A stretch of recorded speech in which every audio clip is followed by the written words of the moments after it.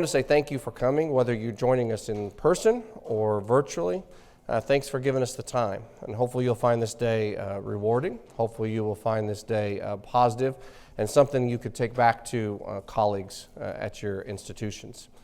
When you stop and think about something and you do an introduction like this and you look at a year, like 8 years, you realize how much we've changed in 8 years.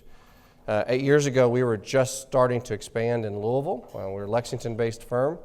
Now we've expanded to Raleigh, North Carolina, and about to announce soon an even larger expansion in that area. But more importantly, the types of services we bring are completely different. 8 years ago, we didn't offer cybersecurity to our clients, and we do now, and you'll actually get to hear one of our team members later today. 8 years ago, we didn't have data analytics as part of our offering, and we do now, and we brought those services in because our clients need them. The world's changing. And yes, we're a very good accounting firm, and we're very proud of that, but we're an advisory firm, and we want to be able to bring you other tools that you may need to help you do your job as well as you can. So with that, let me go through the tasks I've been assigned. One is to go through the agenda. So you can see this. As soon as I get off the stage, we'll bring Judy Nichols up here to talk a little bit about data analytics. I like the title of that, Reclaiming Your Sanity. I'd like to do that at least once every so often. Get a break in here, accounting update breakouts, FASB and GASB breakout sessions. You can see that. GASB is actually next door, so to my left is the GASB session. 11:30, driving change through outsourcing services, another new offering that we didn't do much of 8 years ago. Justin Hubbard, who leads that for us, will walk you through that. After lunch, our keynote speaker will come in, talk about future outlook of higher education from an accreditor's point of view. So very excited to hear what they have to say. And then after that, our IT, security, and student financial aid. I'm sure the HEERF, there's a way to say that, but I'm going to spell it because I don't want to do it wrong. We will do polling today. And so I think that's important that if you are here for CPE credit, you have to participate. Those parts of the agenda that require it, you'll see that on the agenda. Here's instructions on how to participate in the polling. And again, in order to get your CPE, that you'll have to do that. As you guys here start to look through that, I'll go to the next slide, but I'll at least walk through it, and we'll flip it quicker when we come. There's an email address that will come up on the next slide for those virtually. If you're having any technical issues to go to, you'll be able to access that. And again, I'll flip that up here in just a minute, and it's only for those virtually. Everybody have the polling before I move off the slide? And I think we'll have this instructions later as well, right? All right, so this won't be the only time you'll see these instructions on how to get to the polling. Here's the email address I shared with you. Again, this is for the virtual participants. If you're having any technical difficulties, please email this and we'll get that fixed. Also for questions, here's some instructions for those virtually on how to get questions to the presenters. We want you to be able to participate if you are participating virtually, and that includes including getting questions asked. Materials for those virtually, again, can be found by clicking into session titles. You'll see the material. For those virtually, it's very important to keep your main screen pulled up. I know it's tempting sometimes when you're attending something virtually to slide something up on another screen. Software knows that, and so your CPE credit will be reduced if you do that. So make sure you keep this up and to participate. CPE certificates for those virtual and for those live will be mailed out within the next 2 weeks. And the more important thing is we do like to give door prizes. Again, we know that it's a commitment for you all to join, so we do want to say thank you. 2 o'clock today, we'll announce the winner of the Yeti Hopper Portable Cooler. Anything at all that you need outside of what I described, here's a contact to Julia Ray. She's a team member who's kind of helping put this together, and she'll be able to get the questions addressed quickly. So again, thank you for coming. Your participation and your coming is what makes this event a good one. So thank you again for doing that. And with that, Judy, I'd like to bring you up Judy Nichols runs our data analytics and Microsoft collaboration team. She joined us about a year ago, and I think you'll enjoy her topic. So Judy, thank you. Thank you very much. All right, well, thank you all. Let's see if I can move this slide forward a minute. I hope you're going to enjoy my presentation. If you're not, let me know. But before I get started, Julia, do we have a stamp here by any chance? Yeah. A stamp. Like a postage stamp? Yeah. Oh, goodness no. No. You have one? Oh. Well, you know, you may be wondering why I'm asking that, but I'm here today. I usually am in Louisville with my team, although my team's all over the place. And I thought since I'm missing the morning meetings, I would just send them a letter in the Morning Post. Not very helpful, right? Kind of what we used to do many years ago. And for some people, I think we still think in that sort of mindset. So a lot of times as we get started here, a lot of times what we're doing is we're thinking, gosh, we're so advanced now. We use email, right? I email all kinds of people all the time. I email as many people as I can. How many names can I include in my emails to make sure everybody's informed of what's going on? And I can send as many documents as I want via email. And, you know, I'm just with it and I'm ahead of time. But yet, what do we find most often when we're doing that? Does anybody have a cluttered email box? Does anybody get, you know, we used to have mail rooms and administrative assistants and secretaries and whole bunches of people that handled all the mail we used to get. Now we've gotten rid of a lot of those services and we just have this giant inbox that we're trying to manage and you can't find anything. And you're perhaps getting all these files sent to you, particularly spreadsheets, which I find the most annoying when somebody sends out a spreadsheet and says, everybody make your updates and send them back. If you've gotten 16 copies of a spreadsheet and you've got to try to merge that all together, it's crazy, isn't it? And you can't figure it all out. So that's one of the things that I want us to think about today. Are we still working basically in the 1990s, which is when email really started becoming popular? You know, it's kind of like me trying to send a mail, right? An actual, what we like to call snail mail today. Emails kind of become that for in-place, in-office work to start using email and to rely on these older technologies that we still think is really cool and we're very advanced. Several years ago, to give you a little bit of my background, in 2006, I started doing, for the company that I was with, more or less a dog and pony show where I went around the country to all of our different offices, teaching them how to start automating their business processes. And I started working with this really cool thing called Infopath. Has anybody here ever used Infopath or heard of it? No? Oh, it was my favorite thing. You could create a form on the fly. In about 15 minutes, I could create a form and publish it out to everybody that needed to use it, and I could build a little workflow. So say an expense report.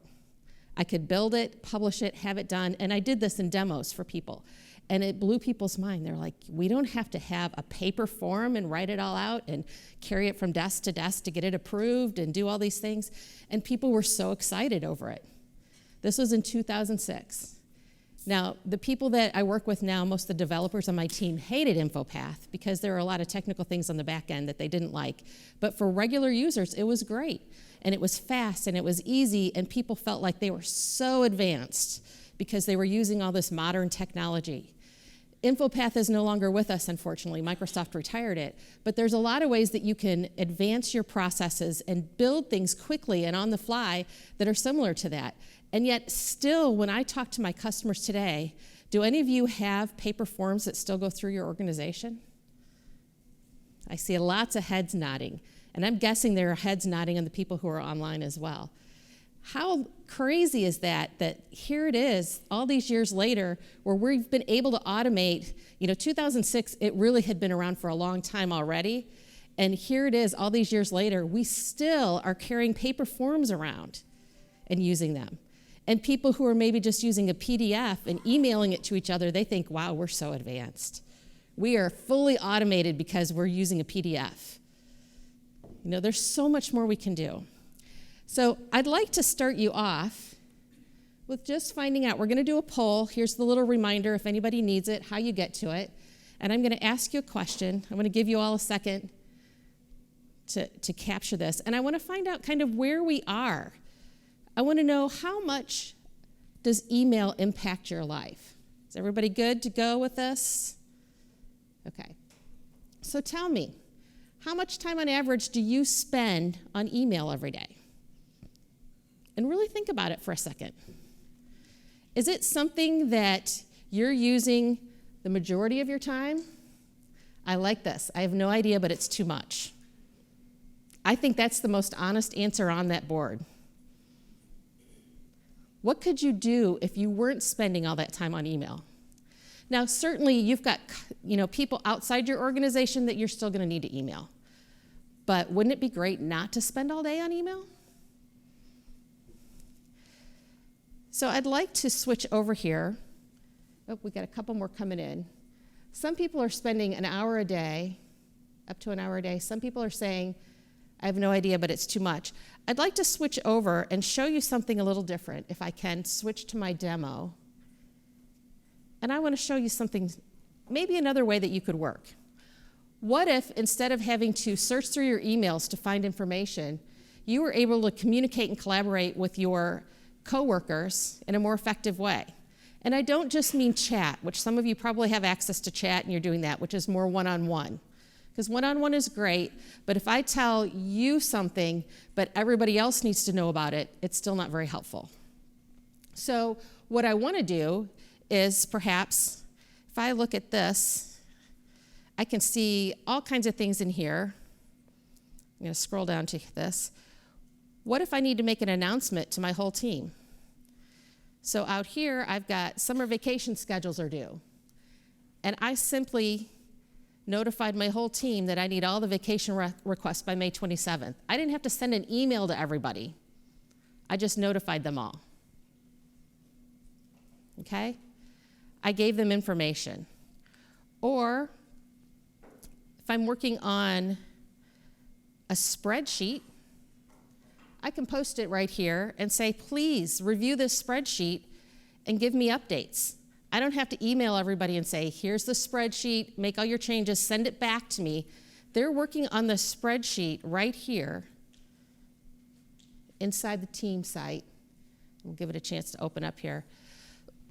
I don't think I have great bandwidth. But I'm going to be able to see the changes that every single person is making on here as they go along. So let's see, did John really put any updates in here? Where are they? Where are they? Where are they? I'm not seeing them. So let's go back up here. I can put a few updates in here, and this is going to be education. This is going to be HR. Put a few updates and close this. And I can go back out and say, John, not seeing your updates.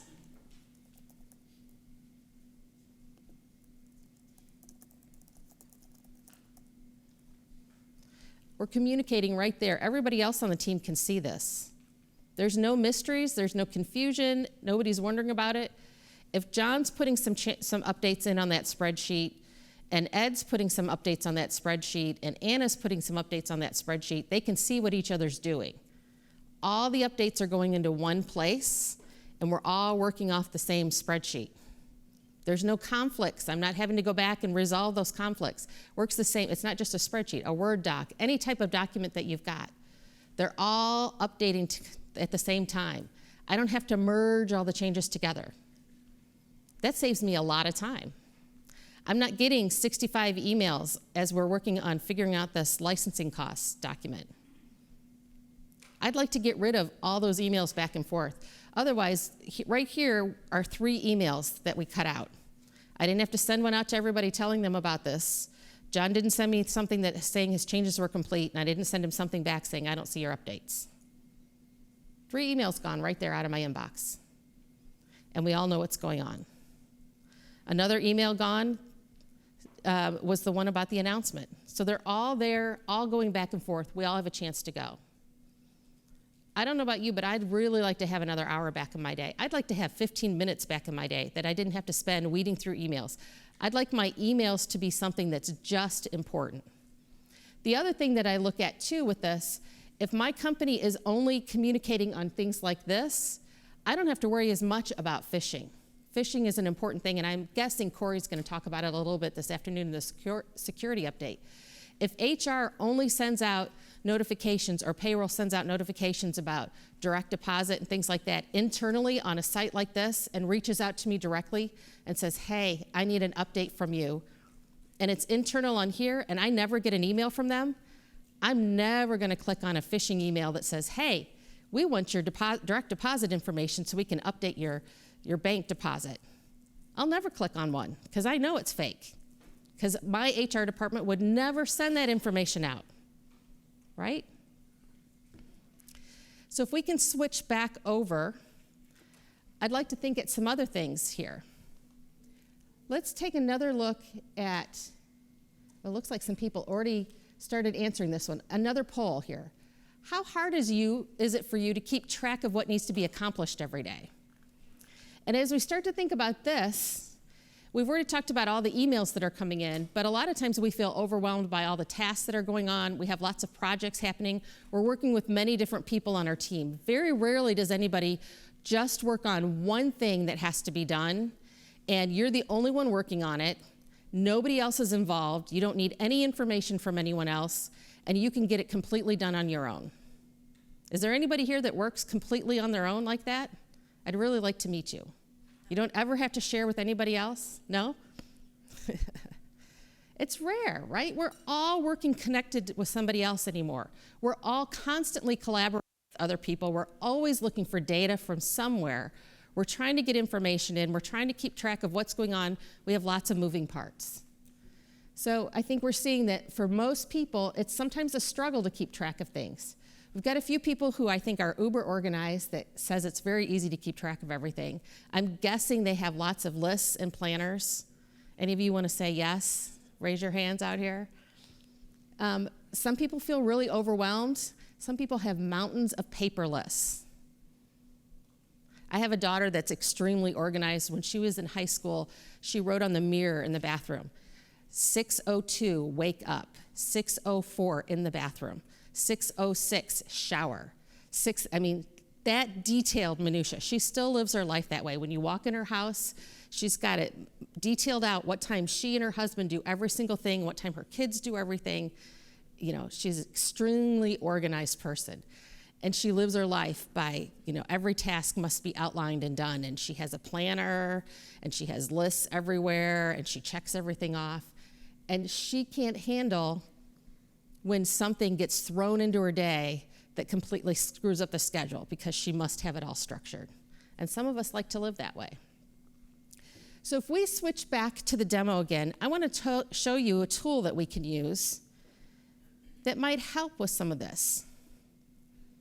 I'm going to add it in here at the top. I'm going to use this plus sign. And I'm going to add a tool called Task by Planner. So does anybody have something that maybe is a project that you manage regularly? Oh, can you switch over to my demo, please? Here, it's coming. Thank you. Does anybody have a project that you work on regularly that's a common thing in your office that you want to shout out to me? What's something that's kind of a regular thing that a group of you in your office might work on? Annual audit. Great. Sounds like a fun one.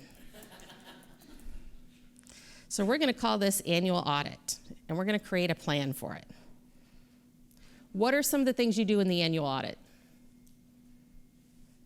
Is it something that's easiest to keep track of by what needs to be done, what's in progress, and what's completed? Or what type of buckets? Go ahead. I kind of use a whiteboard. Yeah. Divide it out. Here's June, they're yellow posted, July, August, kind of schedule out, and it has to be done in a certain order. By months? Yes, because we're trying to, in certain steps, you can't do these entries until this is done, this is posted, so. Okay, so let's do that. We're going to do June, July, and August.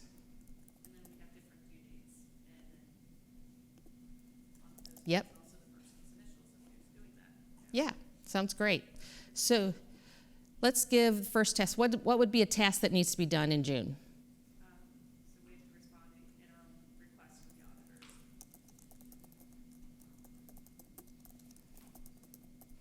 And we're going to make that due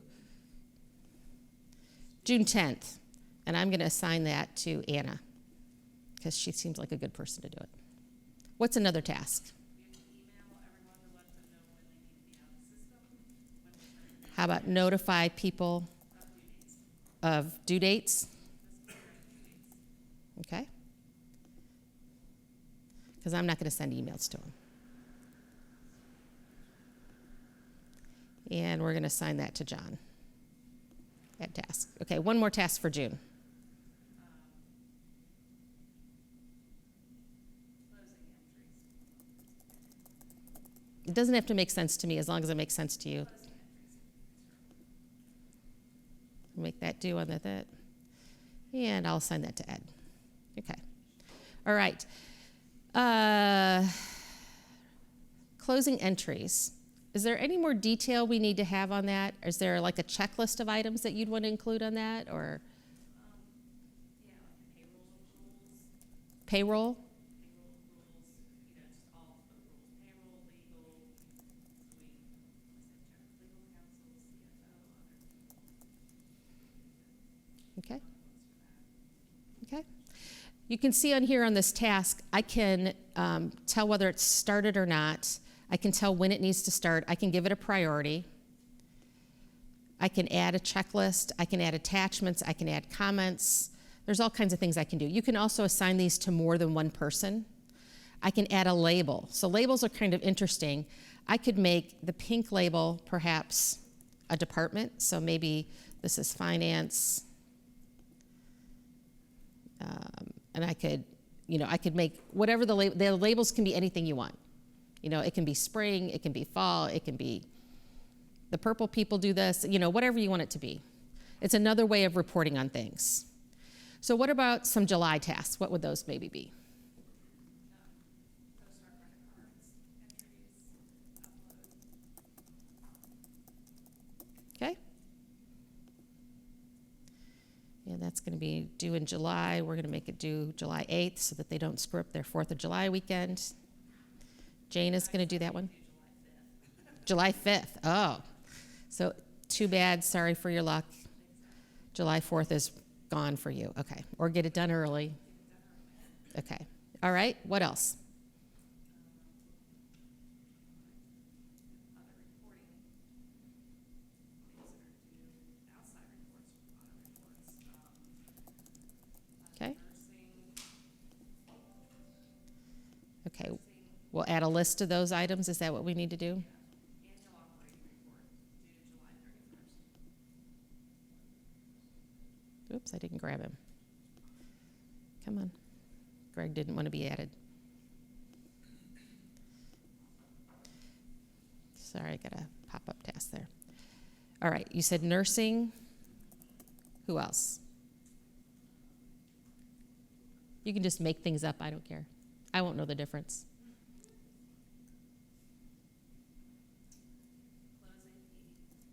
Closing P, Closing peds? close AP, accounts payable. Close AP? Upload fixed assets. Okay, is that good enough? Okay. All right. How about an August task? Financials due to the auditors, draft financials due in mid-August.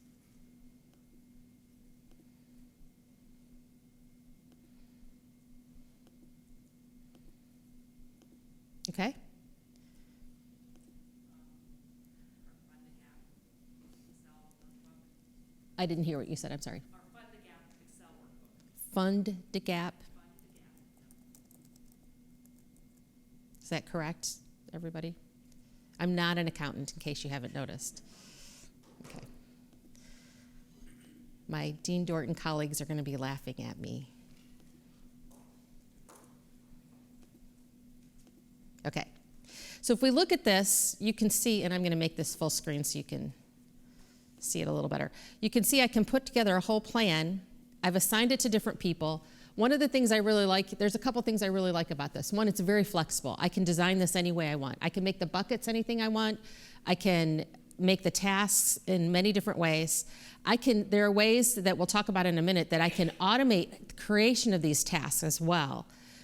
But I don't have to remind all these people now to do things. I don't have to tell Anna over and over and over again what her tasks are. This planner will do it for her. As it gets closer to her date, it's going to say, hey, Anna, you have tasks due. Hey, Anna, you haven't done your task yet. Anna, you're late on your task. Anna, your task was due 2 days ago and you still haven't done it. Anna, what's going on? You haven't done your tasks. I love that nagging factor. I no longer have to do it, okay? Which is great. And for myself, I like it because I can keep organized. I can go and find my list of all the tasks I have to do across any planners that exist out there. And there's a list that I can find, so I can just work through my list of all the work I have to get done. Keeps me organized, on track, on time, so I know what I'm doing and I can just work, which is really, really nice. The other thing that's nice is if I'm having a meeting with somebody and we're working on a project, we can say, what's our status? Where are we? What's going on? What are we missing? It gives us a great way of seeing visibly what's going on. Instead of having sticky notes all over or a whiteboard, especially if you're working with people in many different locations, this way your whole team can connect and see what's happening. Okay, so it's really easy to plan out. The reporting on this, so I can group this in many different ways. I can group it by who it's assigned to. I can look at what's the progress on it. Nothing's been started yet, so we have a problem. I can look at the due date. I can look at all kinds of things. I can look at the labels if I had set those labels up. I didn't set anything up under pink finance, but if I had used those, I could do it. I can do it by priority. I can filter my list down by what's late, what's not. I have all these filter options. Who it's assigned to, if I want to see just what I have to work on, I can look at that. You've got all kinds of options of what you want to do. Then if I want to start looking at some reports, these reports are available right out of the box. What's going on? What's the status? What's happening? Where are things? I can also look at a calendar. What's due when? How is it going to fit in here? So this is in May, so I need to go to the next month. You can start to see, how does our schedule look for this plan, right? So if I'm looking at this annual audit, what does our schedule look like? And how are we going to get this all done, and how does it start to fit together? So I can see what things are due when and how it all starts to flow together, which really can be helpful when you're planning a big project. And you can see how easy that was to put together. You didn't have to be a programmer to build that. You don't have to be anything other than just somebody who knows how to organize and put things together. And you can work on it collectively as a team and get the information. So that's something that I find really helpful as you start to work on this type of information.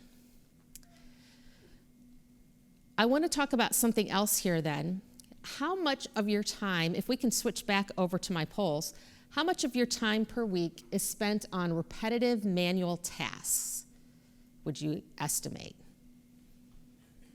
Are you always doing new creative things that are very interesting and you're just really devoting your time to the best of your skill sets? Or do you spend some time really just wasting it on things that you do repetitively over and over again and you think there's got to be a better way to live? I'm curious what people are finding. Right now it looks like 25% is winning.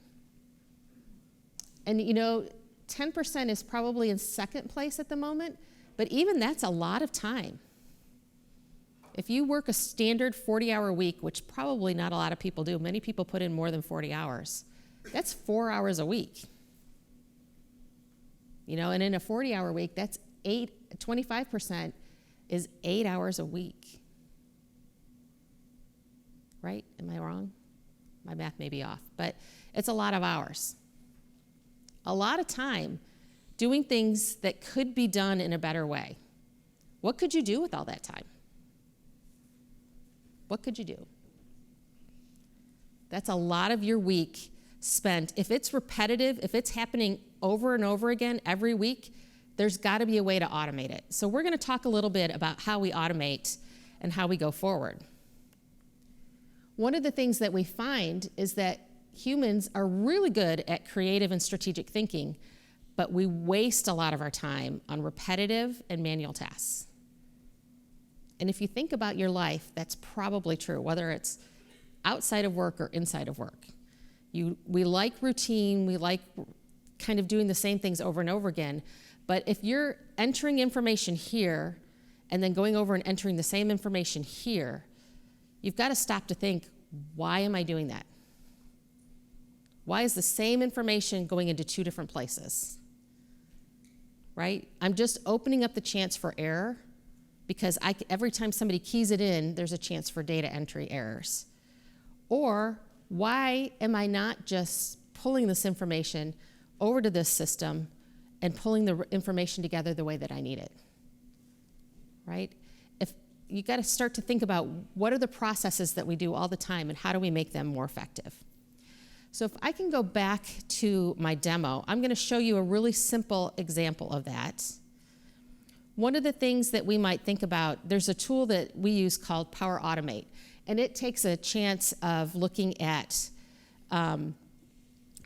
excuse me, I've got all kinds of things popping up. Let's see. So here's those were some examples of Powerapps. But you know, one of the things that we can talk about is vacation requests. Very simple, right? This is a simple example.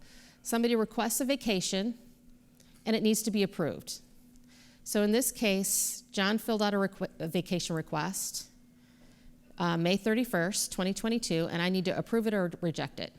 Now, he could have sent me an email, and I could have said, yeah, that's okay, and then I'd have to go manually put it on a calendar and make sure that that was okay. Or he could have filled out a PDF and emailed it to me, you know, whatever the process is. And you may have a vacation request process already in one of your bigger systems, that's fine. But this is an easy to understand example that a lot of people can follow. In this case, we just put a simple form together, when do you want off? They fill it out, and then we just say, can we approve it or not? And I just have to approve it and click approve. And it's that simple. Powerapps is a tool that's designed, it can do all kinds of simple things to do the heavy lifting. It can say, hey, when this type of email comes in, move this information over here. Because anytime email that comes in that looks like, an email comes in that looks like this, we need this action to happen. Or it can be other things like if you use one of the things that we use it for also is we use dynamic CRM. So if we win a sale, we want to automatically create certain tasks in our planner so that people know to do follow-on work to get ready for that sale. So there's all kinds of trigger actions that you can do and automatically set up the follow-on processes. And there's probably more examples than I could ever name to you right here. But if you just start to think about what are repetitive processes that we do, we can take a look at how do we take something and make that automated? And it doesn't have to be big, giant things. It can be a really small thing that you do every day, and you say, there's got to be just some easier way to do this, and let's take that off your list. And maybe you can go from 25% of your week is spent in repetitive manual processes down to 15%. And then maybe we can work a little more and get it down to 10%. When you start gaining some hours back, that makes your life a little easier, gives you more time to do the work you're really geared up to do, right? The work you train to do, the work that your brain is wanting to do, and you're much more effective at your job. All right, let's go back to the slides then if we can. And I want to think about how often is a new challenge thrown your way? Does anybody ever have that? Or do you all just kind of, you do your job, you know exactly what's expected of you, and no one ever says, hey, by the way, I need this new report, and I want it to happen this way, or, you know, we've got this new thing happening, and we need a new way to manage this problem. And let's see what happens. Weekly seems to be the big issue here. In my job, it happens daily, but I also work in this area, so. But I think we all see that a lot, right?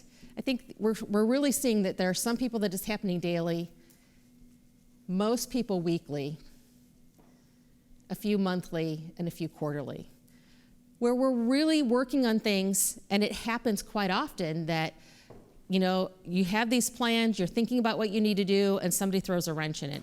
Or you've got this new issue that confronts your organization that you've got to deal with. COVID was a great example. How many things upset your plans during COVID, right? Suddenly we had new data we needed to try to manage. We had to figure out new ways of coping with things. We had to really create a whole new way of managing all kinds of things. And we couldn't just say, oh, sorry, that's not in my job description. You never told me when I was hired that I would have to deal with a pandemic, and so no, I can't deal with that. You'll just have to figure out another way, right? It doesn't work.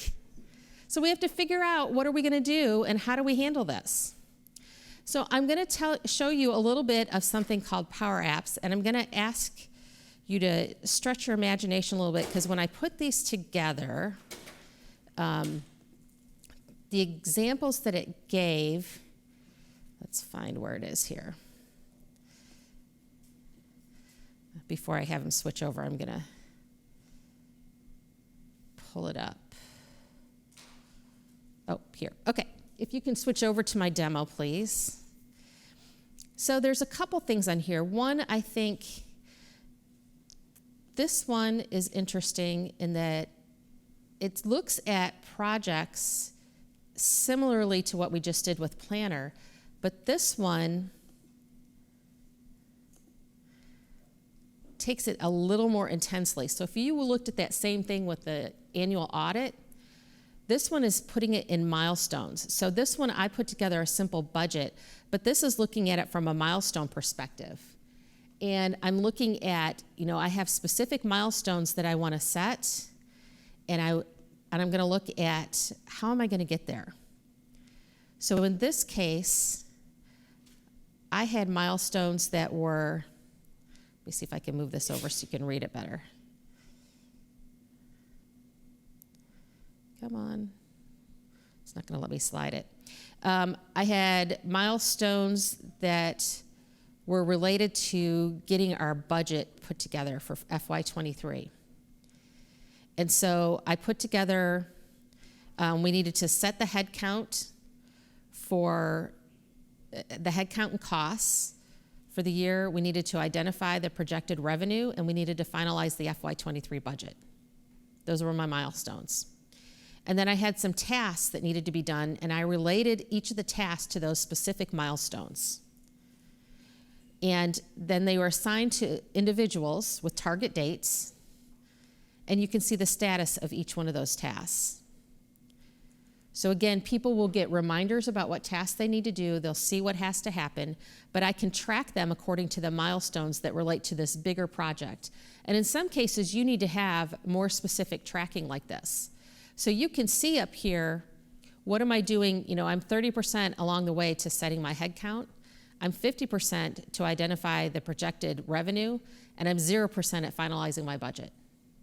So I can see where I am and what I'm doing. This particular tool, Powerapps is a low-code way to build an application. A lot of times we start to think, oh, I have to have a team of developers, I have to have all this other resources that maybe my budget can't handle in order to build an application that I need. This particular one that I used here is something that Microsoft has available as a tool set that you can just drop right in. So this is completely out of the box. I did this in 5 minutes yesterday, putting it together. No coding, no anything, just dropped it into Teams, and it was set up and ready to go. I did a little bit of customization to add my tasks. I put the picture in at the top with the little butterfly, gave it a title. So no experience needed to be able to use this. It gives you a way to build things much more quickly. You can see, I can also look at my team status. So I can see who has tasks that are done, complete, not even started. So Ed has some that he hasn't even started yet. So he's got to get moving. I've got to talk to Ed. Okay? Gives you something to look at. I want to show you another one. So this one is a little trickier. that they've got on here. I also added in a team calendar on here. That's something that you can have. This other one is a little trickier. And this one's an inspection. So this is set up so that perhaps you wanted to do, and this is another one that's out of the box. This one was a little more complicated, and it has all kinds of things where you can manage the type of inspections that you can do. You can manage the equipment. So if you had something like you've got a bunch of equipment in your organization and somebody's going through and checking all of it and going through and looking at, how are all the hardware, what's going on with hospitals are probably a great example. If you're having to go out and look at how's all the radiology equipment and where's all the portable equipment going throughout the hospital. And sometimes somebody needs to take their phone and go through and they fill out an inspection report and do things. That's what this is designed for, those types of things. And you can set it up pretty quickly and you can say, these are the types of equipment, here are the people I want to assign it to, and it connects right back to that planner that we used, and it puts tasks on their planner so that they know they've got an inspection report, they fill it out, and then somebody else can review the inspections that they put together. It takes a little bit longer to set up, and it takes probably, I would say you'd probably need about an hour to get it all set up, but it's something that's out there as a template from Microsoft that you can just use. There's all kinds of things that are out there. Now you can get really complicated with Powerapps, and there are times where you do need maybe somebody who's more experienced, a power user or a developer to help you, but you can build and get to an application very quickly, usually within 1 to 2 weeks, depending on how complex your application is. We built one for one customer of ours that took a little bit longer, but it was helping them look at, it was for a university, it was helping them look at all of their faculty, and while SAP brought in some information about the faculty, they had a lot of other details they needed. So they needed a way to input, to have a form to input more information about all of the faculty, to track the additional details they needed, and to keep it all in a database. And so we built a form that could be used to input information and a way to report back and provide that information. And so Powerapps was a way to get it up, get it running quickly, and make the reporting and the availability there and easy to use, something that people could get to on their phones, and something that people could use in a way that made it much more manageable and you could get there fast. It's a really important and powerful tool set. Another piece that goes along with Powerapps and the Power Platform is Power BI, which some of you may have seen. And if we go back to the one that I was just posting a minute ago, I know I'm jumping around a little bit, so I'm sorry. Let this pop back up. You'll see the reporting that's on here for milestone status. This is a little mini Power BI tool right here. Power BI gives you analytics in a way that's visual, easy to read, easy to see, and it lets us go out and look. You may have data and information in all kinds of different places, but we want to pull it into a visual representation that's easier to use. Now, I'm assuming that most of you that are out here probably have some sort of accounting background or work with numbers and finance all the time, or you wouldn't be here today, right? But you probably work with some users who you send them all these spreadsheets and they look at information and then they call you and they have 1,000 questions because they don't really know what they're looking at. Does that ever happen? They don't really know all the information on there, they don't understand it, and they just want to get to the bottom line, right? Or they just want some specific questions answered. Power BI can sometimes give you a better visual representation in a more graphical format, and it's easier to put together in some ways that they can understand, that helps them drive to the information they need or helps them make decisions in a way that they can utilize and consume better because they don't understand rows of numbers. So I can look at this and what captures your attention right away? It's either done or it's 50% done or it's 30% done. That I understand, right? I don't need to see all the list of tasks and how many they are. I want to know how far along are you and when is it going to be done, right, if I'm in charge of it. So sometimes you've got to think about what are your users wanting to see, what do they really want to know, and then you put together the right visualization for them. Does that make sense? Are there any questions so far about what we've done from anyone? Any thoughts that you have? And Julia, if there's any online too, feel free to jump in. Is this making sense at all? Is this available on all teams, or do you guys have None of the things that I've shown you so far require additional licensing. I tried to stick with what's normally part of Microsoft 365 licensing, all out-of-the-box tool sets.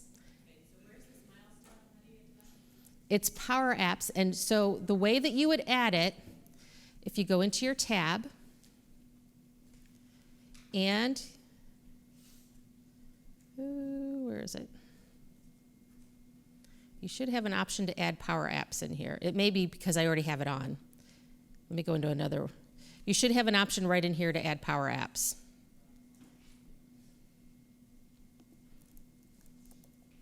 If I typed correctly. Here it is, Powerapps. And you just click on that. And then it's going to tell you some different apps that you can use. So it'll give you some that are available automatically, and it'll kind of walk you through different things that you can do. Okay? There's some easy tutorials, and I'm happy to walk you through some options for that as well if you'd like, to kind of point you towards it. Now, if you can't find it at all, you may find that your internal IT has blocked some of it from you. I can't control that. So it may be something to talk to them about. Power Automate. Power Automate is the workflow process. Powerapps is the applications. Okay? Can we go back to my slide deck then, please? So I want you to think about it a little bit as you're working through some of this. What could you do with a little bit more time? You know, if you think about 60% of all occupations have 30% technically automatable activities. That's a lot. How much more time could you have in your day? How much stress could you eliminate? Or maybe move that stress over to something else that's more worthy of it? Think about it. Could you do? If you think about higher productivity, wouldn't you like your productivity to be focused on the things that really deserve your attention? And with faster time to insights. I think that's a key one for me because, you know, when my team works on business process as well as data analytics, so much, we collect reams and reams of data, right? There's data coming in at us all the time. Most of it we collect and we collect and we collect and we do nothing with. It's just out there. But what if we put it to use? What if we were actually using all this data that we've got out there and making it work for us instead of against us?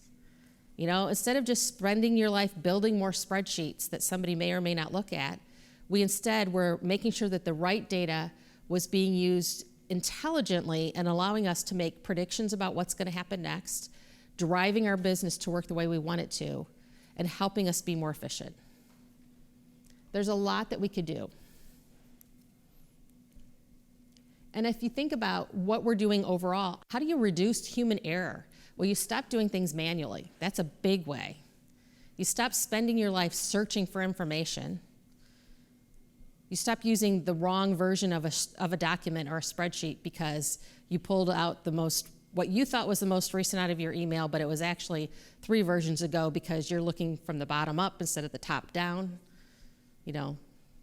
Or you weren't copied on it and somebody sent it to other people but didn't include you. There's all kinds of ways to look at things like that. How do you start standardizing your processes? If it's automated, everybody's following the same process. You can't make up your own if it happens for you. And how do you make employee satisfaction better? I think this is a key one. One of the big things that we're hearing over and over again lately is how hard it is to recruit new employees and to retain employees. And particularly as we're seeing younger employees coming in, they don't want to work the way we all did. They want things to be automated. They want it to be easy. They want to be able to work off their phones. They want to be able to work from wherever they are. They don't want to have to go dig up something that's in the archives somewhere.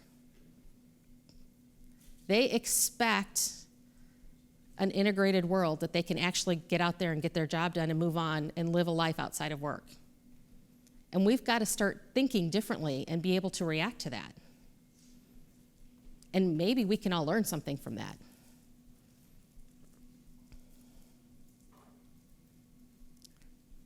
So if there are any other questions, I'm happy to answer them. Oh, thank you. When you're doing these workflows, does everybody involved have to have all those apps included, or just the person that's building the workflow? If you're building the workflow, they don't all have to have the apps. If you're using Powerapps, then other people need to be able to access it, yes. So they'll need to have access to those same applications. Building the workflow itself, they don't all need to have access to it. So I can have access to Power Automate and build it, and then it will appear in places where they are able to access it. So I hope that answers your question. I'm just thinking, like, if, such as the budget process, Mm-hmm. currently it's all, here's the form, fill it out, send it back to me with your approval, and it's saving in a file, like there is no workflow. Would all of those budget officers need that in Teams, or would I be able to build it and send the form to them and still see their progress of it? There are ways that you can share it. So especially if you're doing it in a spreadsheet, you could share that spreadsheet with other people and they could access it and work on that same one. But if they're using a form for their changes, If they're using let's talk about it offline. There may be Okay. some ways that they could do that. We'd have Okay. to talk about the specifics of it. okay, thank you. Mm-hmm. How are we on time, Julia? Are we still good? Lots of time. Did I go too fast? Okay. Yeah. I think she's going to bring you the microphone. This is for virtual people. Yes. So we use Teams, and we use the chat function, and we use a couple of the channels to share some files, but all this other functionality is out here, and it's great.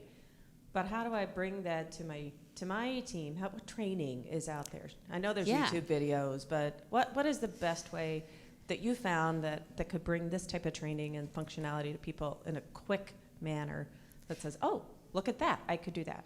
I'm really glad you asked that. The best way that I found, we like to invite our customers to what we call a customer immersion experience, where we set up kind of a playground environment, and we invite you to participate in it, and we give you a facility. It's about an hour and a half, and we'll give you a facilitated walkthrough, and we say, oh, here's where you can do this, and you get to try it all and test everything, and it's not your environment, so you don't care. You can do anything you want and play around in it, and you can't blow anything up, you can't hurt anything, and we walk you through it and show you how everything works and give you suggestions and ideas, and it really helps you. And if you tell us about specific scenarios that you have in mind, we'll let you try it out and try to put something together, and it really gives your team a chance to see what's going on, and here's how you can use the tool sets. That's the best and most effective way. Because you can do training to follow on to that and get more in depth, but getting a chance to dive in and have someone guide you through it really helps you learn a lot. And it's so intuitive, it doesn't take much to start figuring it out. And I think a lot of organizations do that. They stand it up and they say, here you go. Good luck, hope it works well for you. And I touched on just a little bit. If we can switch back to the demo, since I have plenty of time, I want to show you something else. And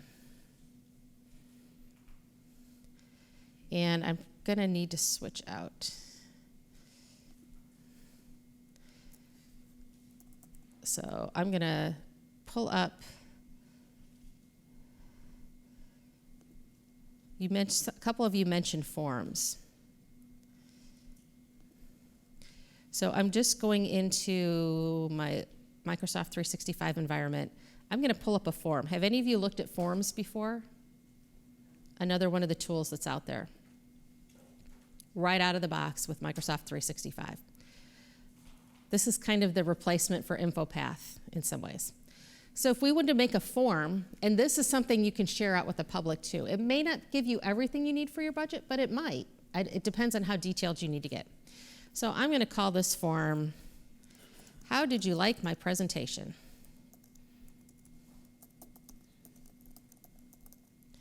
All right.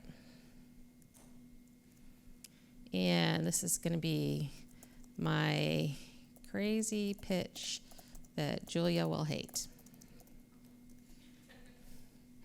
All right. And I want to make this look a little prettier, so I'm going to pick a background. I love VW buses, so I'm going to pick that. All right. And I want to add a first question. So my first question is going to be a choice. Did you actually learn anything from the session? Option, we're going to add all these. Yes, no, maybe. And it's going to be required. You have to answer this. My next one, let's see, we're going to make it free text. What was your favorite thing? And you can do these, you can do all kinds of, you can make all kinds of, if somebody says this, then make this section open up. You can make it really complicated, but I'm making it very simple. Let's add another one. Let's do a rating. What would you rate this? And this will be anonymous if you actually fill this out. So I won't know who sent in what. Let's see, we'll do a date question, right? How soon would you expect to make changes in how you work? We'll put in a date. And would you like to try any of the things you saw demonstrated today? Okay. And I'm going to put in one more text. Anything else you'd like to tell me? And in the anything else you'd like to tell me, if you want me to talk to you directly, you'll have to put your name and address in there, or email or phone number or something, because I won't know who you are. So it's anonymous. All right, so I've got this. If I want to look and see, that's how easy it is to build a form. If I want to see what it looks like, here's what it looks like. Nice form, right? My submit button, everything's there. Could all of you do that? Anybody think that they can't do that? Really super easy. Okay, and it also adjusts for phone. Out of the box. Didn't have to do anything to make it work on my phone, which is one of my favorite features of it. Now, oh, go ahead. How is the data collected? The question was, how is the data collected? I'm so glad you asked. I'm going to show you that. And if some of you will fill it out here in a minute, it'll really help. So I can choose how I want to collect responses. So I'm going to say anyone can respond. And I'm going to shorten the URL. I'm going to put up a QR code. If you can see, can you guys get to that QR code with your phone?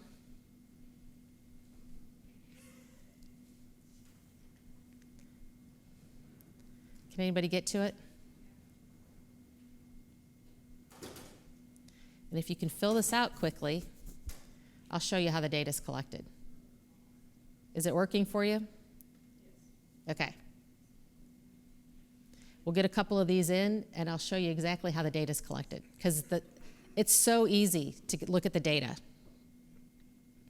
So I can also get a link. I can send an email out. I can also get code snippets. So if I want to embed this into a website, it gives me all the code. So I just take that code snippet and drop it right in a website. Super easy. The other thing I can do with this is I can share this with other people in my organization and let them edit it and have information from it. I just give them a link, and this is add their name in, and they can add and edit. So easy. All right, we've got 8 responses so far. Anybody else need the QR code? Are you still trying to get it back there?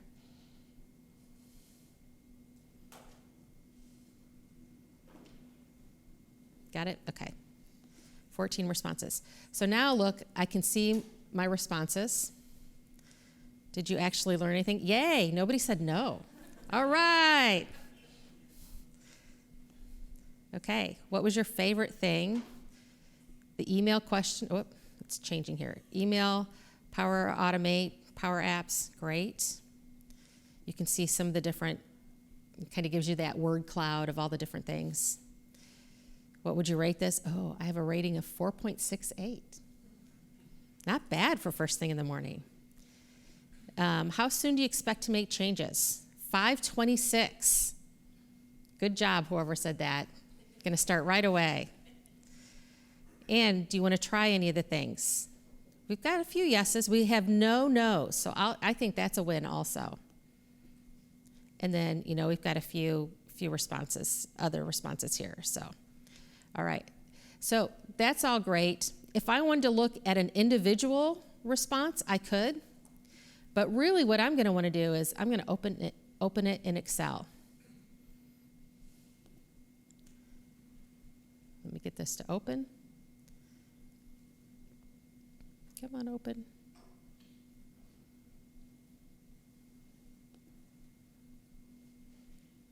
And this is the best way, right? When you open it in Excel, I'm going to have all these answers, and you can see they really are anonymous. I don't have anybody's info. I wasn't lying to you. And I've got all the answers right here in this formatted Excel spreadsheet. Everything right there. So if that worked, for example, with your budget question that you were talking about before, if it fit with the information you're trying to get, you could get responses back like this. Now, it may not be powerful enough for what you need for budgeting. My guess is it probably isn't. So we probably, yeah. We probably need to know, and you could ask that, like who it is and all of that. There's other ways that we could do things for that, so we'd want to talk about it. But this is a great tool, and people never use it. I see companies all the time that they're still using SurveyMonkey and all kinds of things, and they're paying for it. And I think, you already have this for free. Why wouldn't you use it? You can do polls and all kinds of things with it. So there's a lot of functionality in here, a lot of ways to do different things, set up polls, set up all kinds of things. You can embed this right in Teams and have it do a poll for you. So it's great. You can include it into PowerPoints. So, yes. Let Julia bring you the mic real quick. And we also have an online question we'll get to. Okay. Does this live embedded within Teams? I mean, we work with internal and external constituents within the same tasks. So how does that work? Yeah, that's a great question, and something I forgot to mention, so I'm glad you did. Forms is external to Teams, but you can pull it into Teams. The other thing you can do also, within Teams itself, you can set up, let me pull this up. When you're setting up your team, you have options. So you can see here on my team, I've got members and guests. I could set up a guest member, which is somebody outside my organization. That is something that you are able to do. Now you need to be aware that that guest can see all of your files and your comments and everything that are in there. So that's something to be aware of. But we use it, for example, my team will use it. We set up customer account sites, customer team sites. And so when we're working on a project with a customer, we can share files back and forth with them securely. They don't email any files to us. And then we can chat with them and share information with them so that they know what's going on with their project. And they can ask us questions, they can chat, we can do all of that right there. So that's a great way to work with an external person on Teams. You do not have to have a license for them. Okay? You can also set up, you can have let me find an example for you up here. I have a lot of team sites. You can have a locked account, locked channel that excludes, and you specify who can see in that channel so that not every channel on that team site is visible to everything. So if you have customers on most of the channels, you may have a channel that's just for your internal people only. That way, if you need to talk about things that you don't want that customer to see or that external person to see, you can talk about things there.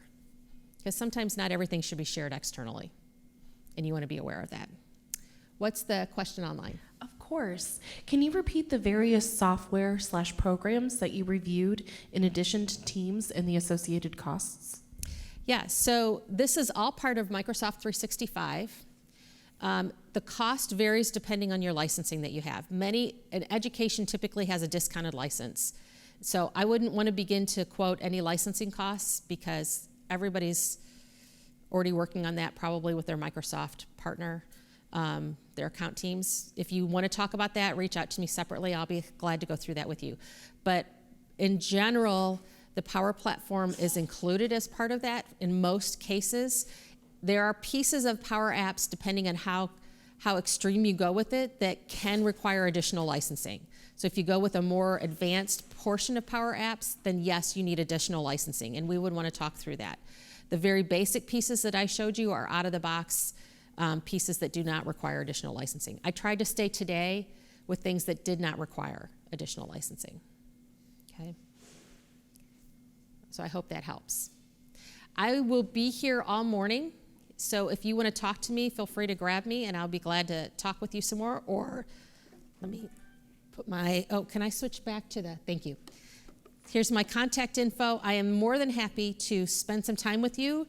Any of you would like to reach out to me and spend an hour talking through what's going on in your organization, I'm happy to talk through it and see what's happening. And if you want to do one of those customer immersion experiences, we would love to do that for your organization and talk it through with you and give you a chance to see some of this and share this with other people on your team. So, thank you all very much. I hope you enjoyed it.